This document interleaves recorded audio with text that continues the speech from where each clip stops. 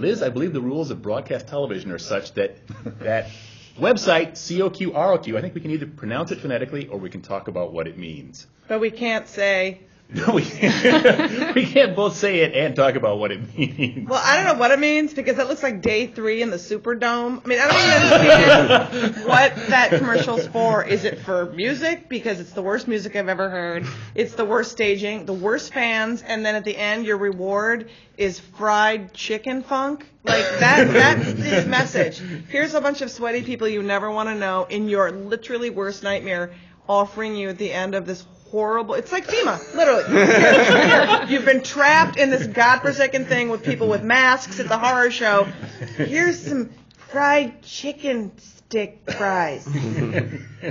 Now go find someplace to live. Katie, what do you think? Oh, I thought it was probably one of the worst commercials I've ever seen. I had no idea what they were trying to sell, and fundamentally it was just...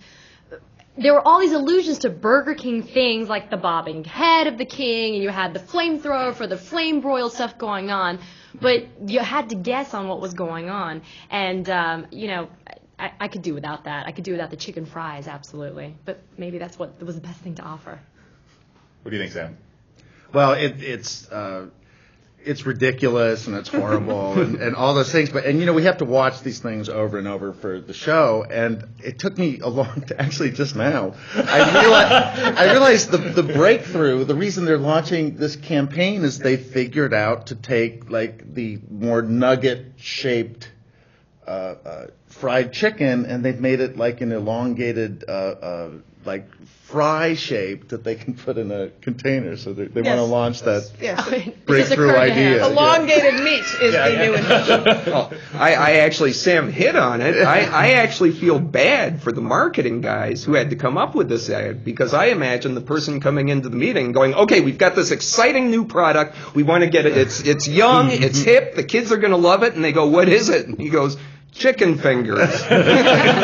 Oh, damn, that's all they are. They're chicken fingers. Yeah, so they do already have it. Yeah, they've already got it. Level. It's not a new product. It's some spicy chicken fingers. And I don't know why they need a giant heavy metal chicken to sell chicken fingers. I don't know I don't really trust him for culinary advice. Well, it seems like they're going after this fairly narrow thrash metal market and probably driving all the other markets away. I mean, is there a really strong mixed message coming through on it? Well, no. And a better campaign was the men's underwear that said home of the Whopper in the 70s. Remember? People thought that was hilarious, Spencer Gifts. This is failed. What is that market of people who, again, would like their meat stretched out and deep fried? Is that a giant market? Well, Burger King also, they have another ad, which is they have that weird, the Burger King now has that immobile face, but it's the weirdest, creepiest thing. And there's one for their breakfast food where the guy's lurking outside some guy's window. Have you seen that one? So, and he just shows up on the front door. Yeah, so their ads, they seem to be going for creepy and confusing. There is one thing I'd like to add about this ad, is one thing they're tying into, and some folks may not know this, but Burger King was responsible for the best, most famous viral internet marketing campaign of all time, and that was called Subservient Chicken. And it was a website you went to, and it was a guy much like this dressed in a chicken suit, and you could type in commands, and it was automated. It was film loops, and he'd do them.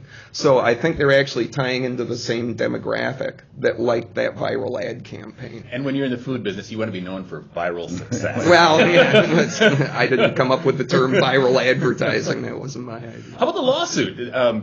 This band, I forget the name of the band, actually. Slipknot. Slipknot's the name of the real band, suing Burger King for essentially taking intellectual property. I mean, I don't think their claim's very strong. I don't know that much about it, but it just seems that... According to Slipknot's letter, cease and desist letter, Burger King, according to this letter, they did something that's really bad for a lawsuit, which is they asked Slipknot to do the commercial, and Slipknot refused. So then they made it. So if in fact that's true, it's a good lawsuit. Well, first of all, if you're Slipknot and this commercial is so close to what you do exactly, and you're complaining about it, and I'm embarrassed for you. Like, wow, this is exactly us with the heads and those fans and the big fat guys bringing out trays of that was our video. Or it's kind of like, don't ever admit that you actually thought of that first, because it's embarrassing. I never thought of the dovetail before between street cred and attitude, but that's our exit question. Name somebody with attitude, Liz. I would have to say Michael Heck of a Job Brown. Brownie. Shocker. She would pick Katie. him. Donald Rumsfeld. Sam? Fergie from the Black Eyed Peas. Tim? As far as avians go, I'd have to go with Daffy Duck, because Daffy Duck had ripped that chicken's windpipe out and beat him over the head with it. That's a bird with attitude. Okay. I'm going with Lewis Black.